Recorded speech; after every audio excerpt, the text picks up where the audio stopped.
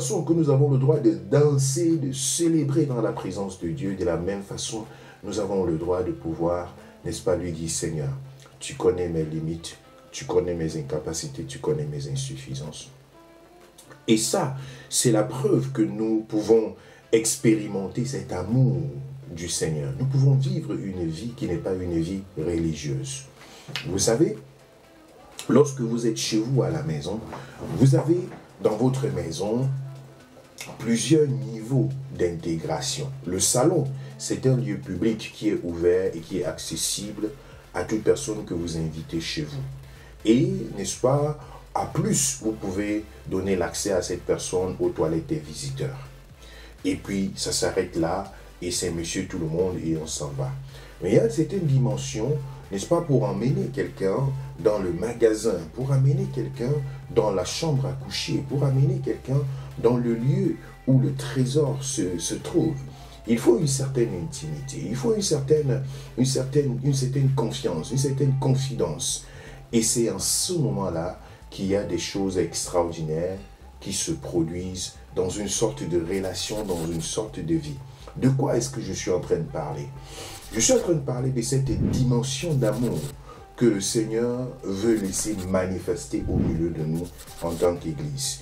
Il y a de cela deux semaines, nous avons engagé une série de prédications autour de l'amour. Et le Seigneur me fait voir que, en principe, ce n'est pas un amour théorique. Je ne vais pas me placer ici pour commencer à définir ce que c'est que l'amour, à vous donner les différents aspects de l'amour. On pourra le voir peut-être vers la fin. Mais je vois tout ce que Dieu est en train de manifester au milieu de nous et qui ne sont que des émanations de cet amour glorieux qu'il a déposé au milieu de nous. Et il est important que nous puissions le vivre chaque jour dans nos vies. Qu'est-ce qui apporte la libération dans nos cœurs? Qu'est-ce qui apporte la vie au milieu de nous?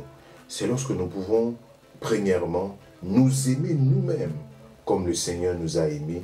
Et deuxièmement, aimer le Seigneur comme lui, il nous a aimés. Et puis, aimer les autres autour de nous comme le Seigneur nous a aimés.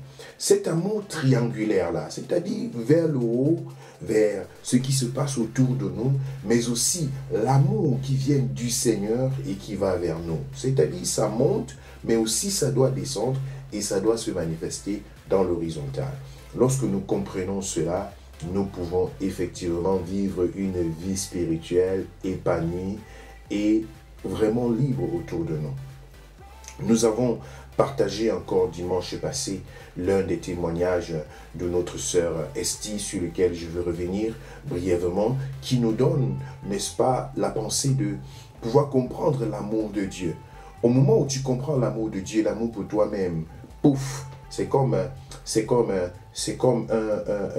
comment je vais dire, une fleur qui était étouffée et qui finalement présente toute sa beauté. Ça, c'est important, bien-aimé. Si tu n'as pas découvert cet amour, tout le potentiel que Dieu a déposé en toi, il reste froissé, il reste fermé. Mais lorsque tu décides de découvrir cet amour, alors c'est un épanouissement extraordinaire. C'est la lumière qui se fait voir.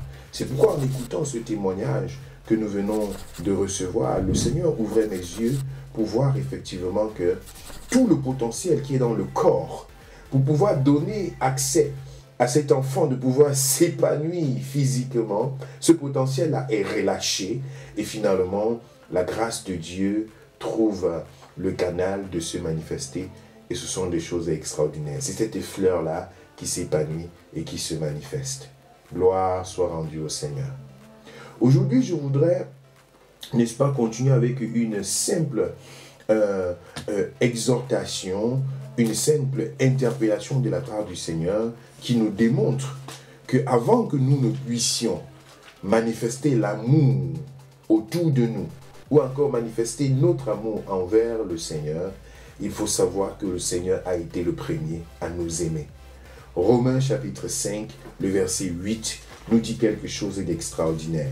Romains chapitre 5, le verset 8. C'est un passage que je souhaiterais que chacun d'entre vous puisse noter et puisse réciter même de façon personnelle et intuitive. Romains 5, verset 8. Mais Dieu prouve son amour envers nous en ce que lorsque nous étions encore pécheurs, Christ est mort pour nous. Vous savez, ce passage biblique, ça a été difficile pour moi de le comprendre. Ça a été difficile pour moi de le comprendre au début de ma foi et même pendant un bon moment. J'étais du genre de personne qui savait ou qui était convaincue que je dois faire des choses extraordinaires pour que Dieu puisse m'aimer. C'était ma conception à moi. Et même dans l'œuvre de Dieu, dans le service du Seigneur, c'est plus je servais Dieu, plus j'étais convaincu de son amour. Plus je faisais des choses bien autour de moi, plus j'étais convaincu que l'amour de Dieu se manifestait en ma faveur. Jusqu'à ce qu'un jour je puisse me rendre compte que l'amour de Dieu ne s'achète pas, que l'amour de Dieu n'est pas quelque chose que nous pouvons mériter. Cela a été un soulagement extraordinaire. Ça ne m'a pas empêché de continuer à œuvrer, mais je n'œuvre plus pour pouvoir tirer et bénéficier de l'amour de Dieu en ma faveur, mais j'œuvre parce que je suis aimé de Dieu. L'amour de Dieu s'est manifesté, Dieu témoigne, Dieu prouve son amour envers nous. Dieu prouve son amour envers nous, en ce que lorsque nous étions encore pécheurs, Christ est mort pour nous. Je voudrais t'annoncer cela encore aujourd'hui, de façon fondamentale, dans cette vérité très simple de la parole de Dieu. L'amour de Dieu a été manifesté pour toi, a été prouvé pour toi, pendant que tu étais encore pécheur, pendant que tu étais encore dans la boue, pendant que tu étais encore dans les ténèbres, pendant que tu étais encore loin de Dieu, pendant que tu étais encore dans tes plaintes, dans tes inquiétudes, dans tes soucis. Pendant que tu ne voulais même plus vivre sur cette terre, Dieu t'aimait déjà. Dieu avait déjà un regard focalisé sur toi. Oh, bien-aimé dans le Seigneur. C'est tellement extraordinaire. C'est tellement, pas seulement apaisant, dans le sens de pouvoir apaiser ta pensée, mais c'est une assurance et une sécurité. Tu as le droit d'être ce que tu es dans la présence de Dieu. Tu as le droit de lâcher prise. Tu n'as pas besoin de faire du théâtre dans la présence de Dieu. Tu n'as pas besoin de jouer à une sorte de pouvoir, d'une apparence particulière. Dieu veut te voir tel que tu es. Dieu veut que tu aies accès à sa présence tel que tu es. Dieu ne te repousse pas. Dieu étend sa main, ses mains, pour te recevoir tel que tu es. Parce que ce n'est pas lorsque tu es propre que Dieu va t'aimer. Ce n'est pas lorsque tu as fait tout pour pouvoir t'éloigner de tout ce qui est impur que Dieu va t'aimer. Dieu t'aime tel que tu es. Nous avons vu, n'est-ce pas, ce passage de Luc dans le chapitre 15, là où le fils prodige revient de son élan de perdition. Il avait tout détruit dans, n'est-ce pas, la prostitution, dans la délinquance, dans la débauche, dans la drogue et dans tout ce qu'on peut imaginer. Et il est revenu à lui dans un moment de souffrance. Et il est dit, c'est ce que je suis sale, je suis indigne, je veux courir, je veux rentrer vers mon Père. Bien-aimé dans le Seigneur, dans cette parabole, le Père a vu le Fils prodige encore à distance. C'est-à-dire, ce dernier n'avait même pas encore eu l'occasion de se justifier, de demander pardon, de venir pour dire, j'ai péché contre toi. C'était l'intention de son cœur, mais il n'avait pas eu l'occasion de le faire. Lorsque le Père a étendu ses mains pour recevoir cet enfant. L'amour de ce Père était déjà manifesté bien avant que l'enfant n'arrive dans la maison paternelle. Je voudrais t'annoncer aujourd'hui et te le rappeler encore. Si tu, n'est-ce pas, es avec nous ce matin et en ce moment. L'amour de Dieu manifesté en ta faveur n'est pas conditionné par le fait que tu as accompli telle ou telle chose, que tu as donné tes dîmes, que tu as payé tes prémices, que tu as fait 8 veillées de prière par mois, que tu as jeûné 14 jours par mois, que tu as fait ceci, fait cela. Ce sont des choses qui peuvent être bien, qui sont forcément bien dans l'œuvre de Dieu, dans la marche avec le Seigneur. Mais ce n'est pas ces choses qui provoquent l'amour de Dieu en ta faveur. Non. Dieu prouve son amour en ce que lorsque nous étions encore pécheurs, Christ déjà est mort pour nous. Est-ce que tu sais que tu es aimé sans condition? Est-ce que tu sais que tu es aimé tel que tu es? Est-ce que tu sais que tu peux venir devant le Seigneur sans théâtre, sans make-up, sans fabrication, sans masque, sans quoi que ce soit? Est-ce que tu sais que tu as accès auprès de ton Père sans aucune condition? Le Seigneur est le seul qui ne te jugera jamais, qui ne jettera jamais la poubelle sur toi, qui ne te repoussera jamais. C'est lui qui est ton créateur, tu es sa propriété. Peu importe ce à quoi ta vie ressemble sur cette terre, je voudrais t'annoncer qu'il y a un amour inconditionnel qui s'est manifesté pour toi sur la croix du Calvaire. Jésus, en donnant sa vie pour le salut de l'humanité entière, il t'a inclus dedans. Il a inclus ta personne dans le sacrifice accompli sur la croix. Sans effusion de sang, il n'y aurait pas eu le pardon des péchés. Mais Christ est l'agneau immolé, l'agneau parfait, dont la vie a été sacrifiée sur la croix pour le salut de l'humanité entière. Il n'a pas attendu que le monde puisse se prosterner et demander pardon avant qu'il n'aille faire le sacrifice pour ce monde. Mais Dieu prouve son amour en ce que lorsque nous étions encore pécheurs, Christ est mort pour nous. Je voudrais t'annoncer aujourd'hui, n'est-ce pas, de façon inconditionnelle, cet amour que Dieu a pour toi sur, n'est-ce pas, cette terre. Et Dieu te regarde d'une façon différente. Parfois, il est important que tu apprennes à te regarder toi-même de façon différente. Parce que le regard de Dieu est plein d'amour et il est plein de compassion.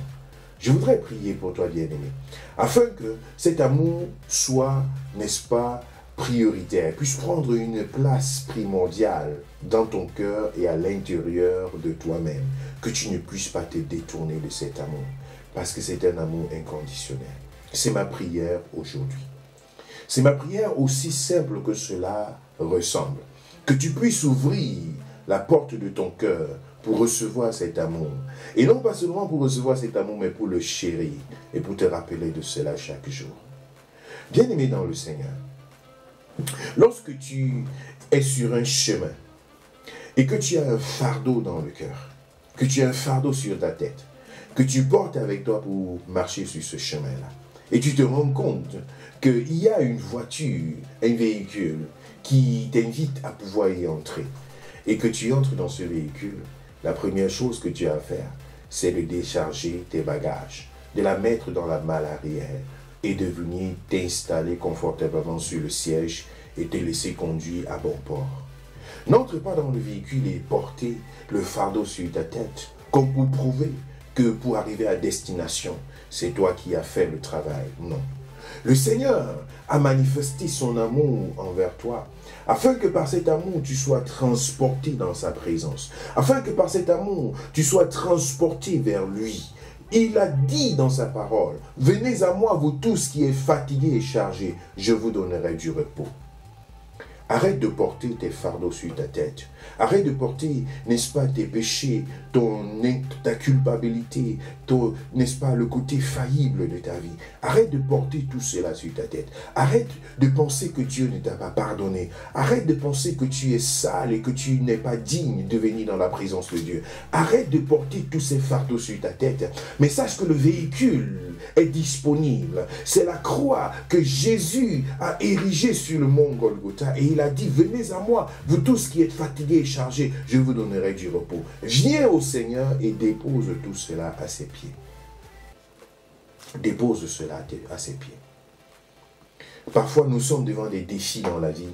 Nous sommes devant des circonstances dans nos cœurs. Nous sommes devant des challenges et nous nous demandons, est-ce que nous allons y arriver? Lorsque tu comptes sur tes propres forces, tu ignores quelque part l'amour de Dieu. Tu ignores quelque part l'amour de Dieu lorsque tu comptes sur tes propres forces. Lorsque tu te dis, ce sont les conséquences de mes actions et je dois porter cela jusqu'au bout. Parfois, bien-aimé, il faut se dire, Seigneur, je sais que tu m'as aimé bien avant et j'ai besoin de toi. J'ai été particulièrement marqué lors de la prédication de mardi dernier avec le docteur Friedman qui nous disait, porter les soucis dans ton cœur, c'est une façon de dire que tu ne reconnais pas Dieu comme étant ton berger. Tu dis, Seigneur, toi tu n'es pas digne d'être mon berger. Est-ce que vous savez que parfois, nous ne reconnaissons pas Dieu comme étant notre berger parce que nous ne croyons pas que Dieu nous aime. Parce que nous ne croyons pas que dans cette circonstance-là, Dieu peut être notre berger. Nous regardons à notre faiblesse, à notre infidélité, à notre incapacité et nous nous disqualifions de l'amour de Dieu. Nous l'empêchons d'être notre berger.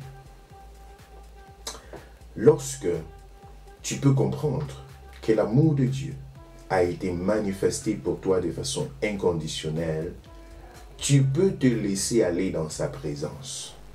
Tu peux pleurer dans sa présence. Tu peux te jeter au sol dans sa présence. Tu peux expérimenter des moments fabuleux et extraordinaires dans sa présence. Tu peux, n'est-ce pas, oublier tout ce qui est de ta préoccupation personnelle et te dire, Seigneur, je n'ai que toi. Et je veux vivre uniquement pour toi. Je ne suis pas digne de venir devant toi. Mais Seigneur, je sais que avant même que je ne puisse oser venir vers toi, pendant que j'étais encore dans mon infidélité et dans mes pensées destructives, tu as manifesté et prouvé ton amour en ma faveur. Bien-aimé, cela ouvre l'accès à la présence de Dieu. Et tu viens devant le Seigneur tel que tu es. Je voudrais t'annoncer une fois de plus, que tu n'as pas besoin d'aller te laver avant de venir dans la présence du Seigneur. J'ai rencontré un jeune homme un jour qui me disait, pasteur, je viens pas à l'église parce qu'il y a encore beaucoup de choses que je veux travailler dans ma vie. Je veux laver, je veux rendre ma vie propre et je viendrai à l'église. Je l'ai regardé et j'ai souri. Et je lui ai dit, tu sais quoi? Satan ne te donnera jamais l'occasion, même si tu étais capable de te laver pour être propre, spirituellement parlant, Satan ne te donnera jamais l'occasion. Parce que cela serait l'effort de ta propre personnalité. D'ailleurs que cet effort, par ta propre personnalité, n'aboutira jamais à ce que tu sois propre spirituellement. Parce que la seule chose qui nous lave spirituellement, c'est le sang de Jésus. Donc lorsque l'ennemi met dans ta tête que tu dois d'abord faire ça, avant d'être digne de venir dans la présence de Dieu. C'est une façon de te bloquer loin de la présence de Dieu. Et vous savez, il y a des personnes même qui peuvent être dans l'église du 1er au 31, mais qui manquent cette accessibilité-là au véritable amour du Seigneur. J'ai vécu et j'ai souffert de cela pendant longtemps dans ma vie. Dans mes débuts dans la foi. Je voyais beaucoup de choses autour de moi, beaucoup d'activités, beaucoup de travail dans des différents programmes et tout le reste. Mais beaucoup de ces programmes-là me paraissaient être comme étant des choses que je dois faire pour que Dieu m'aime. C'est malheureux, bien-aimé. C'est malheureux de vivre dans ces conditions. Et beaucoup de personnes se retrouvent dans cette situation où elles vont faire du pèlerinage pour mériter l'amour de Dieu. Marcher sur ses genoux, sur le gravier, sur des mètres et des kilomètres. Pourquoi? Parce que je veux que Dieu m'aime. Je veux que Dieu pardonne mes péchés. Faire des neuvaines et des choses à gauche et à droite pour que Dieu me pardonne.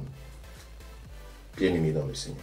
Est-ce que tu sais même que pour demander pardon à Dieu, pour un péché que tu as commis, tu n'as pas besoin de jeûner pour ça. Ça va choquer peut-être beaucoup de personnes. Mais l'un de mes fils, un jour, je le voyais faire 3 jours de jeûne. Mes fils, qu'est-ce que tu es en train de faire? J'ai péché, papa, je veux que Dieu me pardonne. Je le regarde comme ça, je dis, quelle souffrance. Et après 2 mois, il reprend la même chose. Après 2 mois, il reprend la même chose. Mais tu souffres beaucoup. Par ton jeûne, tu te dis que je dois payer un prix. Je dois payer un prix pour que Dieu me pardonne. Non. Ton jeûne, c'est peut-être plutôt pour crucifier ta chair, afin qu'elle s'éloigne de ce péché-là. Mais ce n'est pas pour que Dieu te pardonne. Tu n'as pas besoin de payer quelque chose pour recevoir le pardon de Dieu. Peut-être ta chair a besoin d'être crucifiée et que tu peux utiliser le jeûne pour crucifier ta chair. Gloire à Dieu, c'est possible. Mais ce n'est pas pour que Dieu te pardonne. Parce que seul le sang de Jésus, versé sur la croix du calvaire, a la capacité de nous pardonner. Et tu n'as pas besoin de payer pour cela. D'aucuns vont donner les aumônes, comme nos amis les musulmans. Vous allez voir, devant les mosquées et dans des rues, n'est-ce pas, des Aoussa et tout le reste, vous allez voir des mendiants qui sont alignés au bord de la route. Et puis avant d'entrer à la mosquée, ou bien quand on sort de la mosquée, quand on marche, on va leur jeter quelques pièces. Est-ce que vous savez que c'est une pratique religieuse qu'ils sont en train de faire? Ils se disent que en donnant aux mendiants, ils sont en train de transférer leurs péchés vers le mendiant, et le mendiant va recevoir la miséricorde de Dieu. Mais quelle souffrance, quelle hérésie! Et les gens vivent de cette façon, en se disant qu'il faut qu'ils payent un prix pour être pardonnés de leurs péchés, pour être acceptés par Dieu, pour être, n'est-ce pas, reçus par le Seigneur. Ça, ce n'est pas l'amour de Dieu.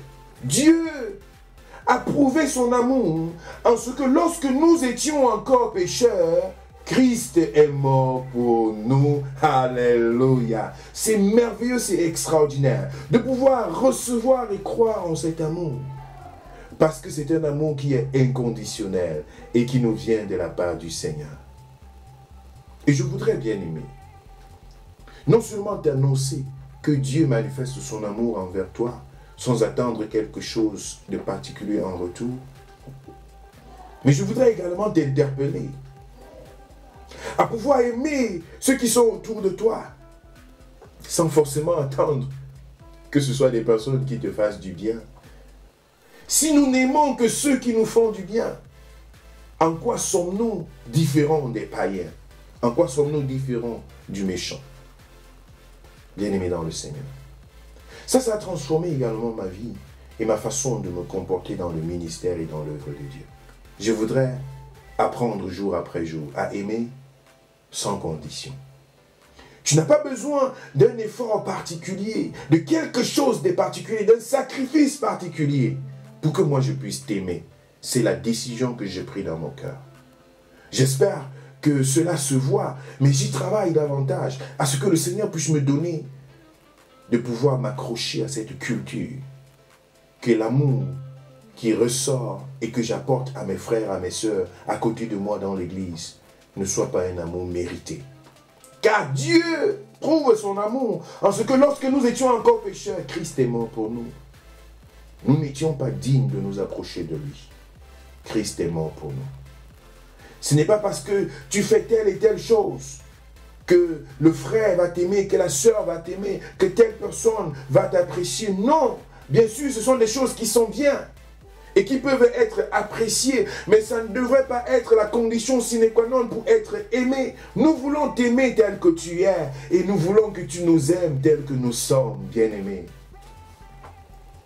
Parce que c'est le flot d'amour. Mais je sais que c'est une partie qui est très très difficile pour nous en tant qu'être humain.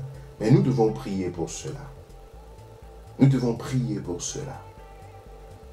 J'entendais quelqu'un un jour dire, mais est-ce que ces gens-là veulent vraiment qu'on les aime? Non, tout le monde a besoin d'amour, bien-aimé. Nous n'avons pas besoin de rejeter qui que ce soit. Sois aimant comme Dieu t'a aimé. Dieu n'a pas attendu que tu puisses être digne d'être aimé. Qui d'entre nous aurait pu mériter cela? Qui d'entre nous aurait pu atteindre une perfection, atteindre cette position-là pour dire oui, maintenant je suis digne d'être aimé? Personne. Personne. Si tu l'estimes, tu es un menteur et tu prends Dieu comme étant un menteur. Parce que tes défauts, tes insuffisances te sont visibles à tes propres yeux. Nous sommes les premiers qui nous jetons des ordures à cause du fait que nous nous connaissons mieux que ce que les autres voient de l'extérieur. Mais si dans cette condition-là, Dieu a pu t'aimer, il est important que tu puisses développer davantage cet amour autour de toi, de façon inconditionnelle. Alléluia. Dieu prouve son amour en ce que lorsque nous étions encore pécheurs, Christ est mort pour nous. Christ est mort pour toi. As-tu donné ta vie à Jésus? As-tu compris l'amour manifesté par Christ sur la croix? Es-tu encore en train d'hésiter de pouvoir t'approcher du Seigneur à cause de ta situation? Es-tu de temps à autre dans des situations où tu penses que tu devrais faire quelque chose de particulier pour que Dieu puisse t'aimer? Arrives-tu dans des circonstances de ta vie où tu commences à douter de l'amour de Dieu à ton égard? Y a-t-il autour de toi des circonstances qui te font croire que Dieu ne t'aime pas? Y a-t-il des personnes autour de toi qui exigent quelque chose de particulier afin de pouvoir t'aimer en retour? Je voudrais que cette parole ce matin soit une délivrance pour toi et une ouverture d'esprit afin que ton cœur soit rempli de ce que Dieu a déclaré pour toi. Il t'aime et il t'aimera toujours. Je voudrais prier. Si tu n'as pas encore accepté Jésus dans ta vie et que tu traînes le pas et que tu te demandes, est-ce que Dieu m'aime vraiment? Est-ce que Dieu va m'aimer?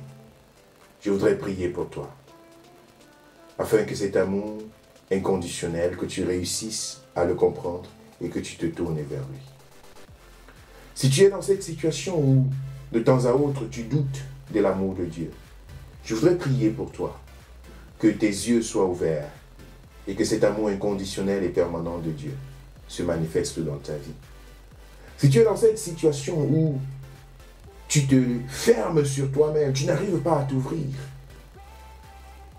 parce que tu te poses beaucoup de questions, je voudrais prier pour toi, afin que tu entres dans cette intimité-là, que tu ne restes pas au salon, que tu n'aies pas seulement accès à la douche des visiteurs, mais que tu entres dans la chambre, que tu aies accès à l'intimité avec Dieu, que tu aies accès à la présence de Dieu, que tu te laisses tout simplement, n'est-ce pas, transporter dans son amour, cet amour que nous vivons. Seigneur, merci pour ces cœurs qui viennent à toi. Merci pour ces vies que tu guéris et que tu transformes. Merci pour ces mains qui te sont tendues et que tu embrasses. Merci Jésus pour ton amour manifeste.